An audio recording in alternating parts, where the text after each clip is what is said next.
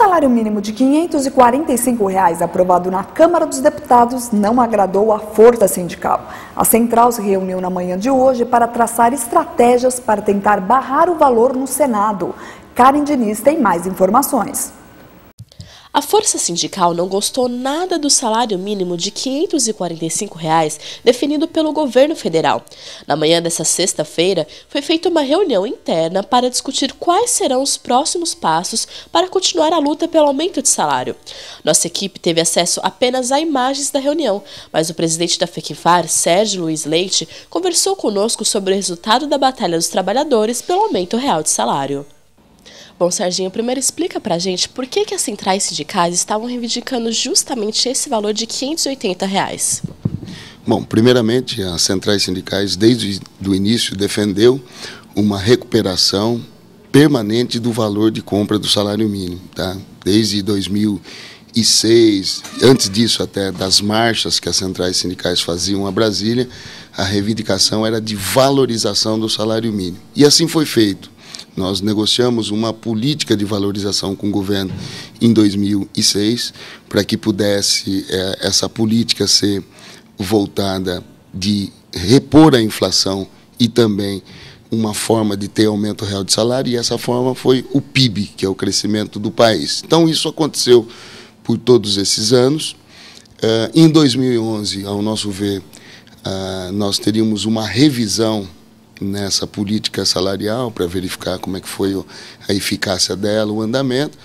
Por outro lado, o governo entendia que essa revisão não seria em 2011, somente em 2012, então foi o primeiro impasse que nós tivemos. Bom, o que aconteceu especificamente agora em 2011, que ele faz base com o PIB de 2009 e com a inflação de 2010.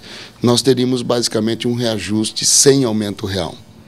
Considerando que 2009, que vamos lembrar aqui que foi o ano da crise mundial, o Brasil não cresceu, ele cresceu menos 0,2%. Então, isso daria apenas o direito à reposição da inflação. As centrais sindicais, entendendo que o que tirou o Brasil da crise foi uma melhor distribuição de renda, inclusive o aumento real para o salário mínimo, nós entendemos que o Brasil tem que continuar com esse processo de valorização e distribuição de renda. Daí surgiu a proposta de um salário mínimo de R$ 580, que ao final das discussões, na tentativa de um acordo, as centrais sindicais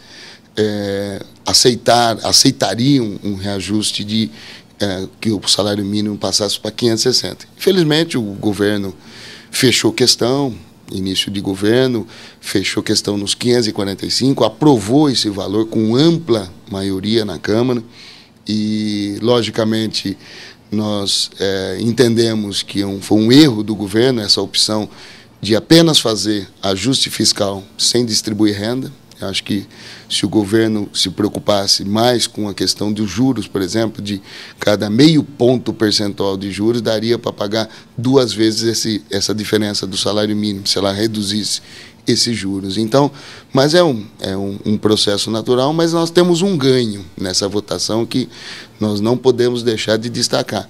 Finalmente, a política salarial de valorização permanente do salário mínimo foi aprovada, que até então o presidente Lula, o ex-presidente Lula, ele estava honrando o acordo com as centrais sindicais e mandava todo ano uma medida provisória com base naquela política salarial. E agora nós temos a política salarial efetivamente aprovada na Câmara e, logicamente, esse projeto seguirá para o Senado. Já que o valor aprovado foi o de R$ 545, você acha que esse valor vai prejudicar os trabalhadores? Na verdade, achar que o salário mínimo ou de 545 ou de 560 ele resolve a vida dos trabalhadores seria uma fala mentirosa. Nós sabemos que a necessidade dos trabalhadores é muito maior do que isso, quer dizer, para atender os requisitos da Constituição, que o salário mínimo tem que dar para custear escola, educação, saúde, moradia, vestimentas, alimentação. Certamente um salário de R$ 545 ou R$ 560 não corresponde a essa realidade.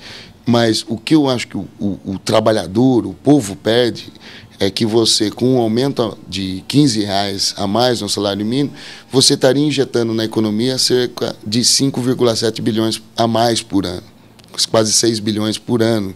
E, que eu digo sempre, quem trabalhador, o povo que ganha salário mínimo, ele não vai trocar de carro nem comprar uma mansão, ele vai comprar, se alimentar um pouco melhor e comprar o remédio, a questão de subsistência mesmo. Então isso gira a economia, seria um dinheiro a mais que, ao invés de ficar na mão do governo, estaria na mão do povo, girando a economia, que transformaria isso em impostos, geraria emprego e certamente não daria essa perda que o governo fala. Mas eu vejo que é importante a gente continuar no projeto de valorização do salário mínimo. Acho que isso é a melhor forma possível de distribuir renda e manter o mercado interno brasileiro aquecido. E, Serginho, por que você acha que esse valor de R$545 foi aprovado com tanta facilidade assim na Câmara? Bom, eu estava verificando algumas pesquisas aí, e os jornais, enfim, analistas, políticos, enfim.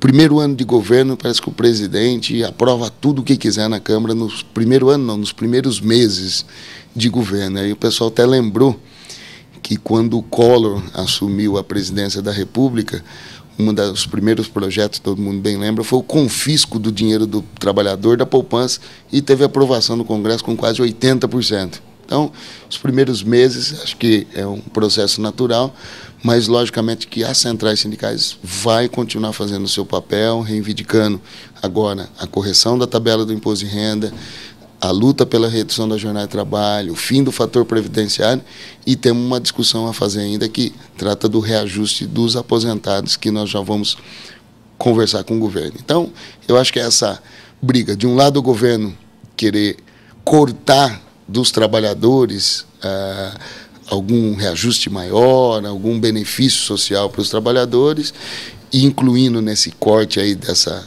contingenciamento de despesa, incluindo os trabalhadores. Do outro lado tem o pensamento nosso e de muitos políticos também, que uma forma de manter o país bem, crescendo, é distribuindo renda, e distribuindo rendas a gente mantém o mercado aquecido. Então, acho que esse é o embate inicial que nós vamos ter com o governo. Não significa rompimento das relações pelo governo, mas são ideias e são pontos de vista diferentes que nós vamos